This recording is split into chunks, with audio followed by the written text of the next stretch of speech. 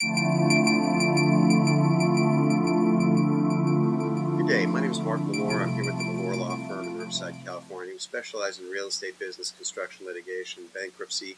We also do corporate formation. So I wanted to take a brief moment to explain some of the things that you need to think about when forming a corporation or business entity.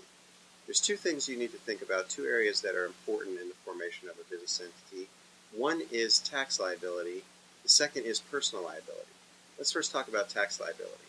One thing I tell my clients from Lake Elsinore when they're forming or thinking about forming a business entity is that they need to see their CPA about the tax consequences for the business they're going to enter into, and what is the best business enterprise from a tax perspective to form in order to give them the best beneficial tax treatment.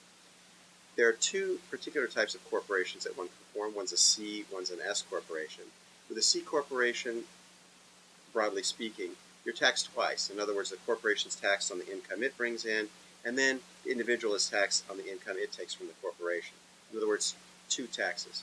Whereas an S corporation is taxed much like a partnership, and you're only taxed once. All the income that comes through the corporation flows through to the shareholder, and you're taxed one time on that as an S corporation. That's from a taxation perspective. There are deductions that are available in one or the other that you want to talk to your CPA about.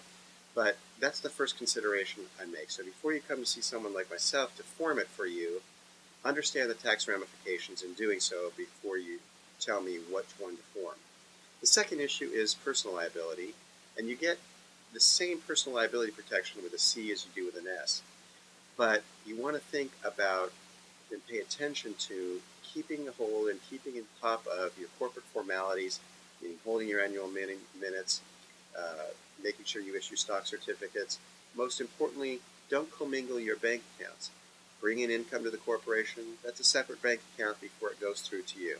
As long as you keep up with those corporate formalities, you'll maintain the corporate entity as its own structure, and you'll prevent somebody from piercing the corporate veil, what we call it in legalese, basically meaning that they can't come to seek you personally for the payment of a debt or something that your corporate entity did, either was liable for, or some job they did, or something along those lines.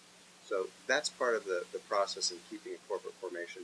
Two areas that you want to pay particular attention to. If you have any questions, feel free to come and make an appointment to see me. We'd be happy to discuss your particular service.